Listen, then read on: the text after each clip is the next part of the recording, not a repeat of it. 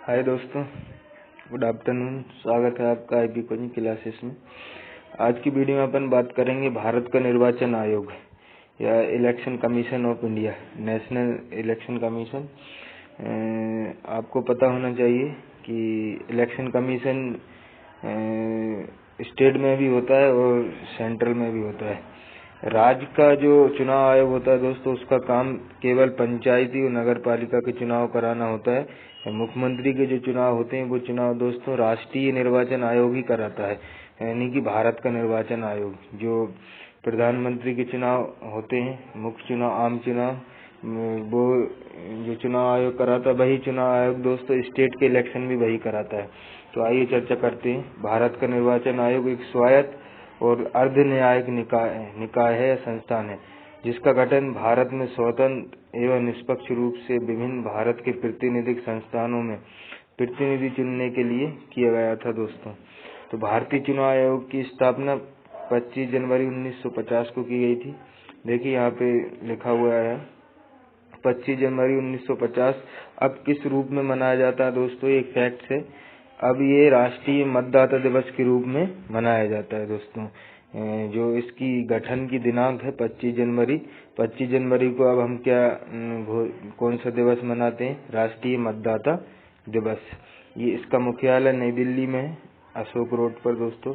अभी जो कार्यपालक हैं राजीव कुमार, एक IAS अधिकारी हैं, भारत के प्रमुख चुनाव आयुक्त। दोस्तों एक और फैक्ट है इसके बारे में। चुनाव आयोग का जो प्रमुख चुनाव आयुक्त होता है उसका और पावर, और जो सदस्य होते हैं दोस्तों उसका पावर सबका बराबर होता है दोस्तों। अध्यक्ष का और सदस्यों का पावर बराबर होता है। इसमें बहुमत से फैसला होता है, जैसे कि 3 में से 2 किसी फैसले पर हैं तो 2 की साइड वाला फैसला माना जाएगा दोस्तों। इसकी संरचना क्या है दोस्तों, आइए बात करते हैं संरचना पे, किस तरीके से काम करता है। आयोग में वर्तमान में मुख्य चुनाव आयुक्त और 2 चुनाव आयुक्त होते हैं। जैसा कि मैंने बताया, एक चुनाव आयुक्त होगा, 2 अन्य चुनाव आयुक्त होंगे, यानी सदस्य मान लीजिए आप उनको। इन दोनों की शक्ति भी इससे कम नहीं होगी, तीनों बराबर पावर रखते हैं दोस्तों। जब यह पहले बना था 1950 में दोस्तों, तो 15 अक्टूबर 1989 तक केवल एक ही चुनाव आयुक्त था, कोई सदस्य नहीं थे। लेकिन उसके बाद दोस्तों मुख्य निर्वाचन आयोग सहित एकल सदस्यीय निकाय या एक चुनाव आयोग था, तो एकल बोल दिया उसको, एकल था। लेकिन 16 अक्टूबर 1989 से 1 जनवरी 1990 तक यह RVS शास्त्री और निर्वाचन आयुक्त के रूप में SS धनोवा, BS सहगल सहित 3 सदस्यीय निकाय बन गया दोस्तों। 16 अक्टूबर 1989 से बहुसदस्यीय हो गए। जब ये बना था 1950 में तो एक सदस्यीय था चुनाव आयुक्त, इलेक्शन कमीशन ऑफ इंडिया। लेकिन 16 अक्टूबर 1989 से ये बहुसदस्यीय हो गए। फिर 2 जनवरी 1989 से 30 सितंबर 1993 तक फिर से इसने एकल सदस्यीय के रूप में काम किया। और वर्तमान में दोस्तों ये 1 अक्टूबर 1993 से वर्तमान में अभी तक 2022 तक और आगे तक के लिए भी फिर से 3 सदस्यीय निकाय बन गया है। इसकी हिस्ट्री क्या है दोस्तों, समझ लीजिए। जब ये बना 1950 में तो एकल सदस्यीय था, एक ही सदस्य था। फिर इसमें संशोधन हुआ 16 अक्टूबर 1989 को ये 3 सदस्यीय हो गए। कब तक चला, 1990 तक। फिर 1990 से 93 तक, यानी 3 साल तक फिर से एकल सदस्यीय हो गए। लेकिन 1 अक्टूबर 1993 से वर्तमान टाइम तक फिर ये 3 सदस्यीय यानी बहुसदस्यीय हो गए दोस्तों। चुनाव आयुक्त की नियुक्ति कौन करता है, उसकी कार्य अवधि कितनी होती है, आइए चर्चा करते हैं। मुख्य चुनाव आयुक्त और अन्य चुनाव आयुक्त की नियुक्ति भारत का राष्ट्रपति करता है प्रधानमंत्री की सलाह पर। मुख्य चुनाव आयुक्त का कार्यकाल 6 साल या 65 साल की आयु। 6 साल या 65 क्या होगा दोस्तों, अगर उसकी नियुक्ति 63 वर्ष की आयु में हुई है दोस्तों, तो वह 6 वर्ष तक काम नहीं करेगा, क्योंकि फिर 65 साल तो जल्दी हो जाएंगे दोस्तों। 2 साल बाद क्या हो जाएगा, 65 साल का हो जाएगा। तो 6 वर्ष या 65 साल, या वो 50 या वो 60 साल की उम्र में नियुक्त हुआ हो तो दोस्तों पूरे 6 साल काम कर सकता है। लेकिन अगर 62-63 में नियुक्त हुआ है तो वह 65 साल जब भी उसके हो जाएंगे उसको रिटायर कर दिया जाएगा। जो भी पहले हो जाता है उसकी नियुक्ति खत्म हो जाती है दोस्तों। फिर चुनाव आयुक्त या अन्य चुनाव आयुक्त का कार्यकाल क्या होगा, 6 वर्ष होगा, लेकिन इनकी आयु निर्धारित है 62 साल दोस्तों। मुख्य चुनाव आयुक्त की 65 साल और अन्य चुनाव आयुक्त के लिए दोस्तों 62 साल है। अगर कोई 60 वर्ष की उम्र में अन्य चुनाव आयुक्त नियुक्त हुआ है तो 2 साल बाद वह रिटायर हो जाएगा दोस्तों, जो पहले हो जाए उसमें। चुनाव आयुक्त का सम्मान और वेतन भारत के सर्वोच्च न्यायालय के न्यायाधीश के समान होता है। अब चुनाव आयुक्त जो होता है वो उसका सम्मान और उसका वेतन किसके बराबर होता है दोस्तों, सुप्रीम कोर्ट के मेन जज के बराबर, मुख्य न्यायाधीश या न्यायाधीश के समान होता है। मुख्य चुनाव आयुक्त को संसद द्वारा महाभियोग के जरिए ही हटाया जा सकता है। भारत निर्वाचन आयोग के पास विधानसभा, लोकसभा, राज्यसभा और राष्ट्रपति या उपराष्ट्रपति आदि के चुनाव से संबंधित शक्तियां होती हैं, सत्ता होती है। जबकि ग्राम पंचायत, नगर पालिका, महानगर परिषद, तहसील, जिला परिषद, ये सब चुनाव दोस्तों राज्य चुनाव आयोग कराता है, जैसा कि मैंने पहले आपको बताया था दोस्तों। आइए अब निर्वाचन आयोग का कार्य तथा कार्य प्रणाली समझते हैं। क्या उसके काम है, क्या उसकी कार्य प्रणाली है। निर्वाचन आयोग के पास यह उत्तरदायित्व है कि वह निर्वाचन या पर्यवेक्षण, निर्देशन या आयोजन करवाए कि राष्ट्रपति, उपराष्ट्रपति, संसद, राज्य विधानसभा के चुनाव करता है या कराना है। ये इसका पहला काम है दोस्तों। ये तो आपको पता ही है, चुनाव कराना। लेकिन कौन से चुनाव ये नहीं करा सकता है आपको पता है, नगर पालिका वाले, पंचायत वाले, महानगर परिषद, तहसील वाले चुनाव। इसके राष्ट्रीय स्तर पर चुनाव होते हैं और राज्य स्तर पर मुख्यमंत्री वाले। दूसरा क्या है, निर्वाचन नामावली तैयार करवाता है दोस्तों। कौन 18 वर्ष का हो चुका है तो उसका नाम आना चाहिए निर्वाचन में। राजनीतिक दलों का पंजीकरण होता है दोस्तों। अगर मुझे कोई सी पार्टी बनाना है तो मैं उसके लिए कहाँ पे संपर्क करूंगा, पंजीकरण कहाँ कराऊंगा, तो दोस्तों इलेक्शन कमीशन ऑफ इंडिया के पास राजनीतिक दलों का पंजीकरण होता है। राजनीतिक दल का राष्ट्रीय, राज्य स्तर के दल के रूप में वर्गीकरण। कोई राष्ट्रीय है तो राज्य स्तर का कैसे बनेगा, राष्ट्रीय स्तर का कैसे बनेगा, उसके लिए मान्यता है दोस्तों। राज्यसभा या किसी भी लोकसभा में 2% मतदान मिला हो, या तो फिर किसी राज्य में दोस्तों उसको 4 सीटें मिली हो विधानसभा में, तो फिर दोस्तों वह राष्ट्रीय से राज्य स्तर पे दल आ जाता है। चुनाव चिन्ह देना दलों को। सांसद या विधायक की आयुक्ता दल बदल को छोड़कर राष्ट्रपति, राज्यपाल को सलाह देना। गलत निर्वाचन उपायों का उपयोग करने वाले व्यक्तियों को निर्वाचन के लिए आयोग घोषित करना। यानी कि दोस्तों अगर किसी ने फ्रॉड करके चुनाव जीता है तो फिर उसका चुनाव रद्द करना, ये चुनाव आयोग का काम है दोस्तों। आइए अब इसकी पावर ऑफ इलेक्शन कमीशन, इसकी शक्तियां समझते हैं क्या क्या है। सर्वोच्च न्यायालय के निर्णय के अनुसार अनुच्छेद 324 में निर्वाचन आयोग की शक्तियां कार्यपालिका द्वारा नियंत्रित नहीं हो सकती। ये इम्पोर्टेंट फैक्ट्स है दोस्तों, इसको आपको याद रखना चाहिए। ये वाला ये कि कार्यपालिका द्वारा नियंत्रित नहीं हो सकती। अनुच्छेद कौन सा, 324 के तहत निर्वाचन आयोग की शक्तियां, ठीक है। संवैधानिक उपायों, संसद निर्मित निर्वाचन विधि से नियंत्रित होती हैं। निर्वाचन का पर्यवेक्षण, निर्देशन और नियंत्रण। ये पर्यवेक्षण, निर्वाचन निर्देशन क्या है दोस्तों, ये जांच करना है। पर्यवेक्षण, निर्देशन है दोस्तों किससे क्या काम लेना है उसको ऑर्डर करना। नियंत्रण, कंट्रोल रखना। निर्वाचन इलेक्शन कराना दोस्तों, आयोजन करवाने की शक्ति जो निर्वाचन आयोग के पास होती है दोस्तों। जहाँ कहीं संसद विधि निर्वाचन के संबंध में कुछ निर्णय नहीं ले पाती है, वहाँ पे चुनाव आयोग निर्णय लेता है दोस्तों, क्योंकि निर्वाचन आयोग असीमित शक्ति रखता है। तथापि प्राकृतिक न्याय, विधि का शासन, उसके द्वारा शक्ति का सदुपयोग होना चाहिए दोस्तों। इसका पावर सबसे पहले मैं आपको बता देता हूँ चुनाव आयोग का, कि आपने देखा होगा कि किसी भी कोई नेता प्रचार कर रहा है और अचानक से ऑर्डर आता है कि इसको 2 दिन के लिए सस्पेंड कर दिया गया। कुछ ऐसा वो शब्द बोल जाते हैं जिससे कि देश की एकता या शांति बहाल, शांति को नुकसान हो, देश शांति भंग हो, तो ऐसे नेताओं को बैन कर दिया जाता है दोस्तों चुनाव आयोग के जरिए। तो ये, और जब चुनाव होते हैं तो जितने भी ऑफिसर हैं दोस्तों, कौन से ऑफिसर को कहाँ अपॉइंटमेंट करना है, चुनाव आयोग डिसीजन लेता है दोस्तों।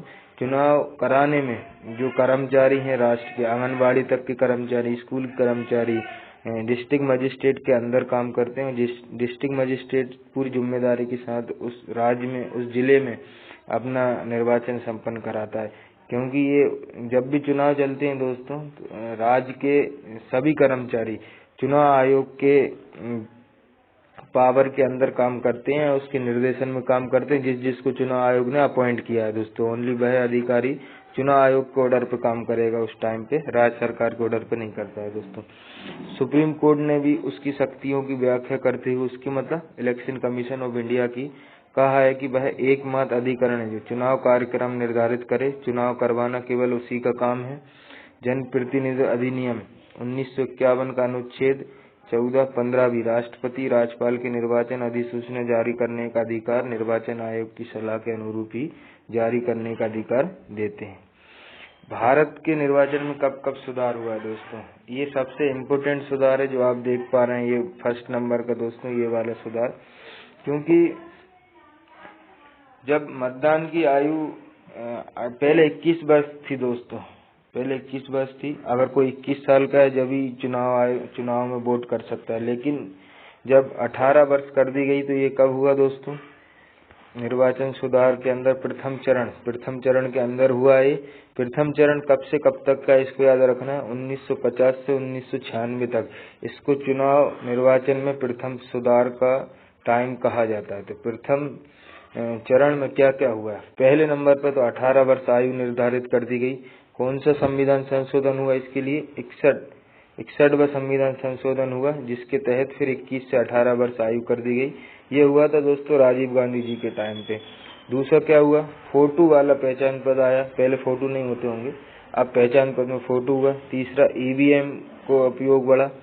2 से अधिक निर्वाचन क्षेत्रों में चुनाव लड़ने पर पाबंदी। पहले दोस्तों 2 से ज्यादा एक ही नेता 2 या 3 क्षेत्रों से लड़ सकता था, लेकिन अब ओनली 2 क्षेत्रों से लड़ सकता है। उम्मीदवार की डेथ होने पर चुनाव कैंसिल नहीं होता दोस्तों। अगर डेथ हो गई किसी की चुनाव लड़ते टाइम तो चुनाव कैंसिल नहीं होगा।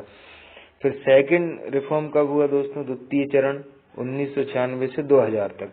इसमें क्या क्या हुआ उसको देखते हैं दोस्तों। इस द्वितीय चरण में राष्ट्रपति उपराष्ट्रपति के चुनाव में क्रमशः 50-50 और 20-20 अनुमोदक और प्रस्तावक आएंगे दोस्तों।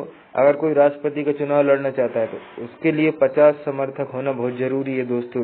लोकसभा के अंदर, राज्यसभा में, कि उसके अंदर उसको चाहिए कि अगर कोई राष्ट्रपति का चुनाव लड़ने के लिए पर्चा भरता है तो 50 लोगों का सिग्नेचर होना चाहिए उस पे दोस्तों। क्योंकि लोगों ने मजाक बना लिया था, 2-2 लोगों को साइन करा के और टाइम बर्बाद कर रहे थे। इसलिए फिर ये उपाय हुआ ताकि जो गंभीर है चुनाव लड़ने के लिए वही चुनाव के मैदान में आ सके। उपराष्ट्रपति के चुनाव के लिए दोस्तों 20 सिग्नेचर होना चाहिए, 20 लोगों का आपको समर्थन होना चाहिए। जमानत राशि कितनी है? 15,000 हो गई दोस्तों। 1999 पोस्टल बैलेट की शुरुआत हुई। अब तृतीय चरण कब आया दोस्तों? सुधार का रिफॉर्म है third phase in election in India. चुनाव क्षेत्र के अंदर दोस्तों तृतीय चरण कब आया? 2000 से लेके अब तक। इसमें वीवीपैट आया। वीवीपैट क्या है दोस्तों? एक वीवीपैट आपने देखा होगा, ये चुनाव से संबंधित है पूरा वीवीपैट। ये विदेशों में भी यूज होता है इसका वीवीपैट का दोस्तों। ये इंडिया में भी यूज होता है वीवीपैट। ये इलेक्शन कमीशन ऑफ इंडिया इसका इस्तेमाल करती है। जैसे कि ईवीएम का इस्तेमाल होता है वैसे इसका इस्तेमाल होता है। प्रॉक्सी मतदान, एग्जिट पोल प्रतिबंध। एग्जिट पोल क्या है दोस्तों? आपने देखा कोई भी न्यूज चैनल बोलते हैं ये पार्टी जीत रही वो पार्टी जीत रही, लेकिन ये ओनली कानूनी बना है। एग्जिट पोल तो अभी भी होता है। नोटा का प्रावधान। नोटा क्या है दोस्तों? अगर आपके क्षेत्र में 4 उम्मीदवार हैं और आपको 4 में से किसी को भी वोट नहीं देना तो एक ऑप्शन होता है नोटा, हमें इसमें से किसी को भी वोट नहीं करना, तो आप नोटा को वोट करके आ सकते हैं ताकि इलेक्शन कमीशन ऑफ इंडिया के पास ये डाटा जा सके कि जो भी नेता चुनाव लड़ते हैं उनमें से अधिकतर ऐसे हैं कि जिनको समाज एक्सेप्ट नहीं कर रही है, ताकि फिर सुधार हो सके। 25 जनवरी को फिर दोस्तों राष्ट्रीय मतदाता दिवस घोषित किया गया। ये थर्ड फेज 2000 से लेकर अब तक में है दोस्तों। 20,000 से ज्यादा फिर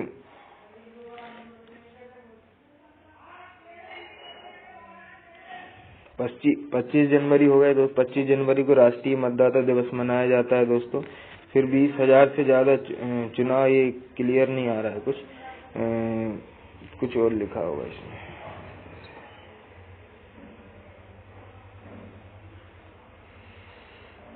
हाँ ठीक है, दोस्तों क्षेत्रीय या राज्य स्तर पे ये खर्च का कुछ इशू होगा कि किस क्षेत्र में कौन कितना खर्च कर सकता है। अगर मैं विधायक का चुनाव लड़ रहा हूँ तो कितना खर्च कर सकता हूँ दोस्तों, और अगर मैं राष्ट्रीय स्तर पे चुनाव लड़ रहा हूँ तो कितना खर्च कर सकता हूँ। खर्च पर निर्वाचन आयोग की जानकारी आई। पिंक बूथ आया, जीपीएस आधारित ईवीएम आई। जीपीएस सिस्टम लोकेशन वाला दोस्तों, वीवीपैट से मतगणना होती है। विजिल ऐप 100 मिन विवाद निपटाने हेतु एक विजिल ऐप लॉन्च की गई। अधिनियम संशोधन 1988 से इस प्रकार के संशोधन किए गए। अब 1988 में जो संशोधन हुआ उसमें क्या क्या बातें की गई उन पर ध्यान देते हैं। इलेक्ट्रॉनिक मतदान मशीन का प्रयोग किया जा सकेगा। 1988 में जो संशोधन हुआ उसके तहत वर्ष 2004 के लोकसभा चुनाव से इनका सर्वत्र प्रयोग हुआ तथा 2014 के बाद लगातार मतदान में उपयोग किया जा रहा है। इलेक्ट्रॉनिक वोटिंग मशीन क्या है? ईवीएम। दूसरा क्या है? राजनीतिक दलों का निर्वाचन आयोग के पास अनिवार्य पंजीकरण करवाना होगा। दोस्तों, राजनीतिक जो दल हैं, अगर कोई चुनाव लड़ रहा है तो निर्वाचन आयोग में उसका पंजीकरण रजिस्ट्रेशन होना बहुत जरूरी है। यदि वे चुनाव लड़ना चाहे तो कोई दल तभी पंजीकृत होगा जब वे संविधान के मौलिक सिद्धांतों के पालन करें और उसका समावेश अपने दलीय संविधान में करे। मतदान केंद्र पर कब्जा, जाली मत, ये सब प्रतिबंध कर दिए गए दोस्तों। तो अपन ने क्या समझा है दोस्तों? सबसे पहले सबसे लास्ट में क्या है? भारत में चुनाव सुधार। तो चुनाव सुधार के 3 फेज थे, 1950 से 1996, 1996 से 2000 और 2000 से लेके अब तक।